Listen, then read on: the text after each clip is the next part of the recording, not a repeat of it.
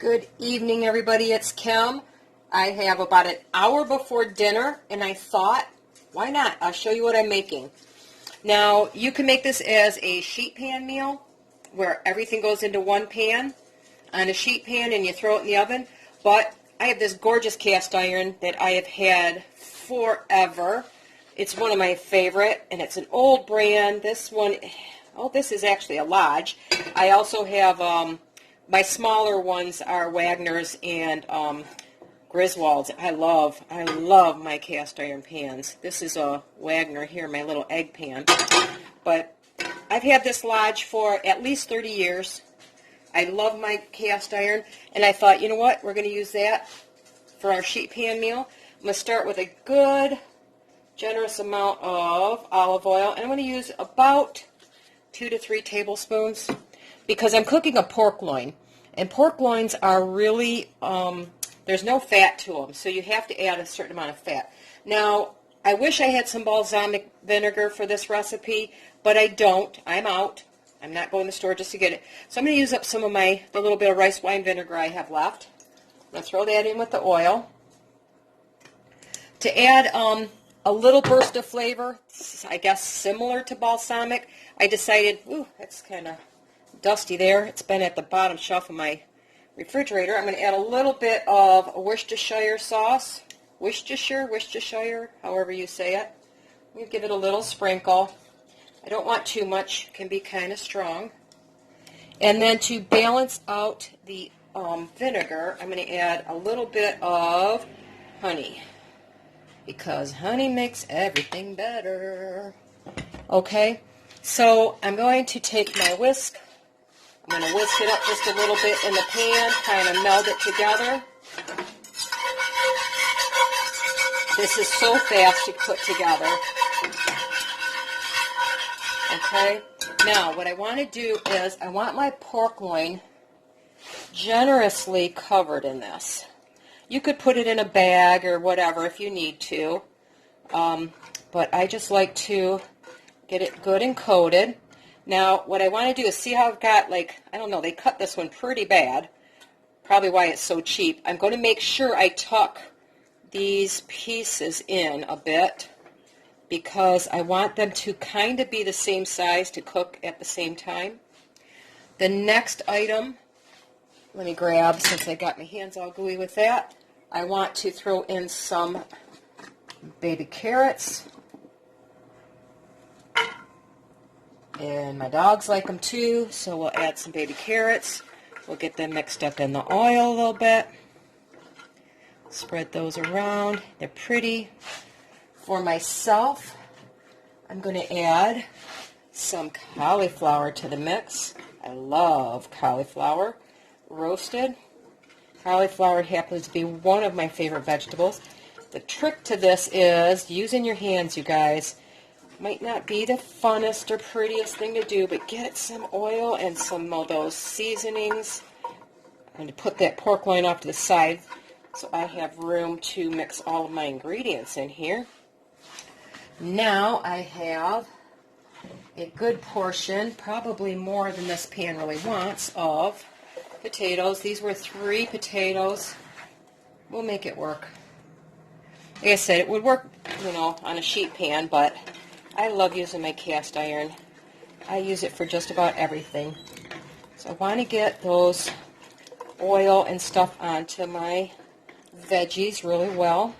Now I can move my pork loin. We'll put you in the middle here. Now, my brother and them aren't very good about eating the veggies. Nick will eat some carrots with me, and probably some of the cauliflower. I actually have a couple more pieces of cauliflower I want to add to this mix. Get some oils on them. There you go.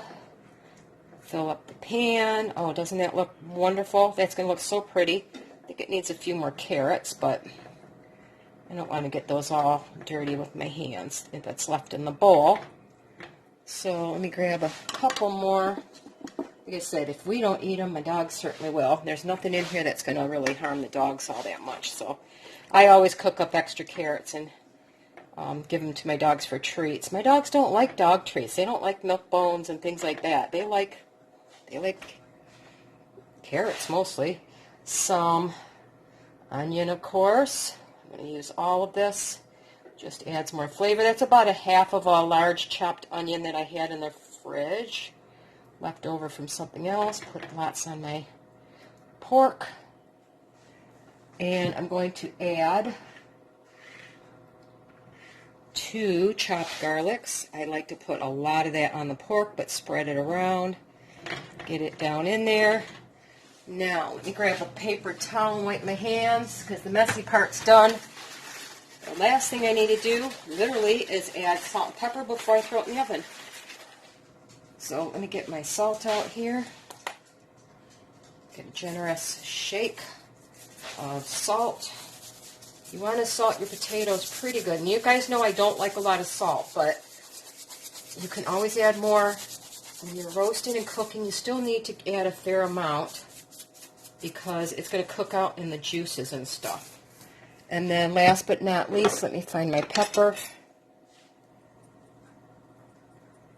And give it a nice, generous pepper. Now, if you like rosemary and things like that, you can add it. I do not care for rosemary. I have one of those weird genes that rosemary and cilantro taste just like soap to me. Feels like I still have soap in my, like the container wasn't rinsed out. So I don't add those. But, parsley or something like that would add a nice green color too. Anyway, I'm going to bake this for about 50 minutes to an hour until the fat, the biggest part of the meat, is at 145 degrees. And then you take it out and you let it rest for about 3 to 5 minutes. That'll bring up the internal temperature of the pork to the perfect temperature, and it'll be done. So let me put this in the oven. I'll bring you back in about an hour, and I'll show you what it looks like. To show you an update, now this is about 45 minutes into the cooking. The pork still needs a little bit of time. Internal temperature is 145 degrees, and the potatoes are slightly underdone. So I'm going to set it for about another 10 minutes. I'm going to check the pork. If the potatoes are not done, I'm going to give that a little bit of time, and I'll take the pork out because it needs to rest anyway.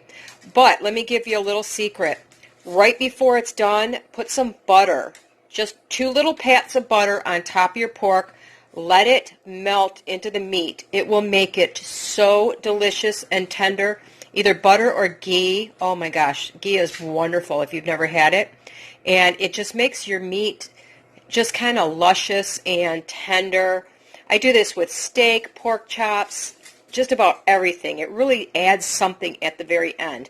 So anyway, I need to get this back in the oven, and I'll show you when it's done. Okay, my pork's out resting, but my potatoes are just a little crunchy on the inside. Al dente is okay for pasta, but not for potatoes. So I stirred these up really well. I brought up some of that oil and butter that we just put in there on the bottom, and I'm going to kick up the heat a bit in the oven to about 425 degrees for another 10 minutes and get a beautiful little roast on all of this, and I should be ready for dinner then. There we go. Dinner is served. Doesn't that look yummy? I have to admit, I like scraping the bottom of the pan and getting all the crunchy bits off and putting them in my potatoes. But the meat is tender and juicy, and everything looks so delicious. And my plating is not the best. Let me put that carrot where it belongs. But anyway, I'm going to enjoy my one-pan pork loin meal. And if you try it, let me know. If you like this video, please give me a thumbs up. And if you're new to my channel, please consider subscribing. I hope you all have a wonderful night.